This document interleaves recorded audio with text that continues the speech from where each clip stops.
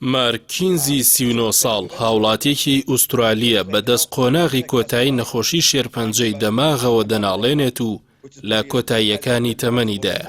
ئەو باوکە لە ماڵەکەی خۆی لە ناوچەی بریزبنی ویلایەتی کوینزلاند دەژی. منداڵەکانیشی کە سەرجەمیان خوار 13 ساڵن لە سیدنی ناوچەی نیو ساوز وێڵزن. بەرپرسانی حکومەتی ویلایەتی کوینزلاند ڕەتی دەکەنەوە منداڵەکانی مارکینز لە کۆتوبەندەکانی قەدەغەی سەردان بەهۆی پەتای کۆرۆناوە ببەخشن و ڕێگە بەو باوکە بدەن بۆ دوجار 4 منداڵەکەی ببینێت و داوا لەو خێزانە دەکەن تا بتوانن بۆ دوجار بەیەکەوە کۆبنەوە بڕی 16,000 دۆلاری ئوسترالی واتە 11,630 دۆلاری ئەمریکی وەک خەرجی شکاندنی کەرەنتینە لە یەکێک لە میوانخانە تایبەتەکان بدەن.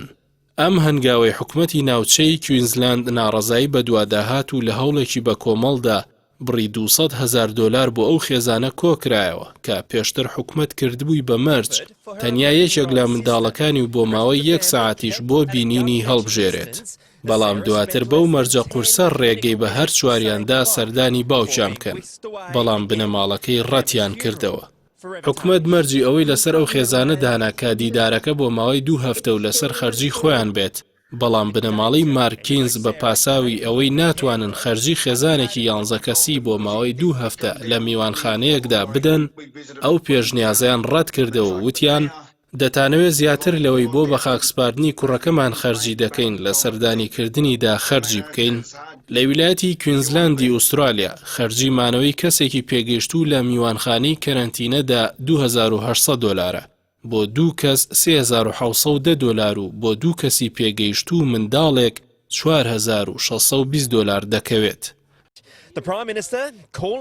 لای خۆیەوە سەرۆکوەزیرانی ئوسترالیا بە بڕی 1,000 دۆلار کۆمەکی ئەو هەڵمەتەی کرد کە بۆ ئەو بنەماڵەیە کۆکراوەتەوە کە پێشبینی دەکرێت تەمەنی کوڕەکەیان نەگاتە کۆتایی ئەم ساڵ. لەلایەکی دیکەوە هاوڵاتیان لە ڕێی تۆڕە کۆمەڵایەتیەکانەوە ڕەخنەی توندیان لە حکومەتی ویلایەتی کوینزلاند گرت و ڕێگریان لە کۆبوونەوەی ئەو خێزانە لەلایەن حکومەتەوە بەمایی شەرمەزاری ناوبردوو پاڵپشتی تەواویان بۆ خێزان و بنەماڵەی مارکینز دەربڕی. We're locked out in basically in his main time of need.